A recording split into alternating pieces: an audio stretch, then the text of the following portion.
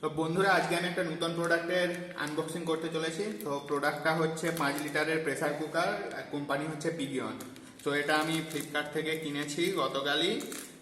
তো আমি 999 টাকা দিয়ে কিনেছি, কারণ এখন কোনো অফার চলছে না। তুমি অফারে কিনলে এটা 899 টাকা পেয়ে যেতে পারো। তো এরকম একটা বক্স কন্টেন্ট তুমি পাবে। তো চলো আমরা শুরু করি। চলো আমরা এটা খুলছি, দেখা যাক ভেতরে কি কি আছে প্যাকেটের ভেতরে।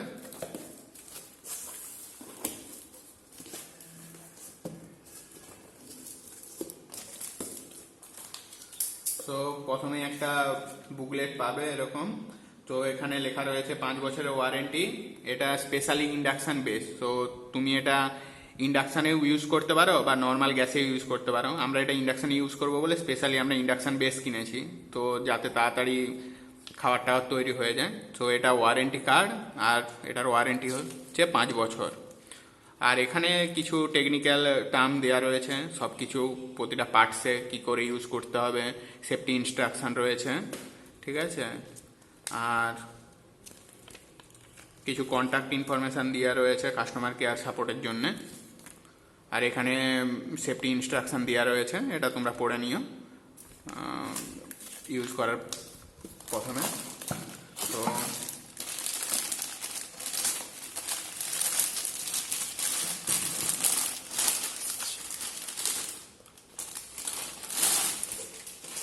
তো এইটা উপরের পার্টটা, আর এটা পুরোটাই অ্যালুমিনিয়াম দিয়ে তৈরি।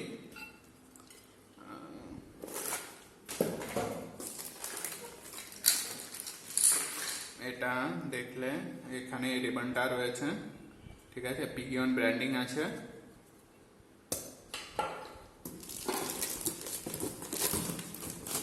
এটা 5 লিটারের, এটা টোটাল 5 লিটার, ঠিক আছে। তো এটাকে আমরা ছাড়িয়ে রাখছি। তো এটা নিয়ে এখন দেখা যাক।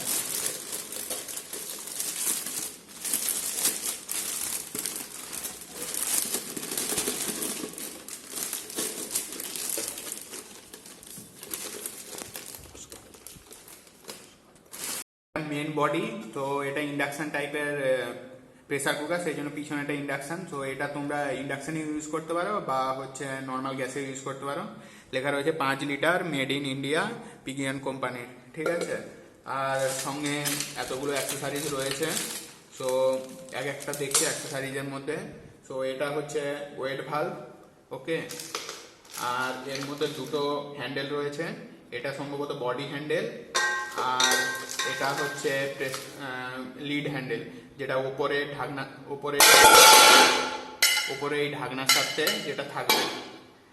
আর সঙ্গে এটা রয়েছে, এটা হচ্ছে নর্মাল অক্সিলারি হ্যান্ডেল, মেন এটার সাথে অ্যাড থাকবে স্ক্রুর সাহায্যে। আর এটা রয়েছে ফ্লেম গার্ড, ওকে। আর টোটাল 3টে স্ক্রু রয়েছে। চলো একে একে কানেক্ট করে দেখা যাক। আর এখানে কি কি এর ফেসিলিটি রয়েছে এটা তোমরা দেখতে পাচ্ছ। সো উপরের যে অংশটা, এটা হচ্ছে সেফটি প্লাগ। আর হচ্ছে এখানে একটা এটা হয়েছে গ্যাসকেট রিলিজ সিস্টেম। আর তোমার এখানে যে অংশটা রয়েছে, এটার সাহায্যে আমরা অক্সিলারি হ্যান্ডেলটা, যেটা একটু আগে দেখালাম, ওটা আমরা কানেক্ট করব, ঠিক আছে। চলো একে একে কানেক্ট করা যাক। সো আমরা প্রথমে মেন এর এই অংশটা কানেক্ট করব, ওকে, ঠিক আছে।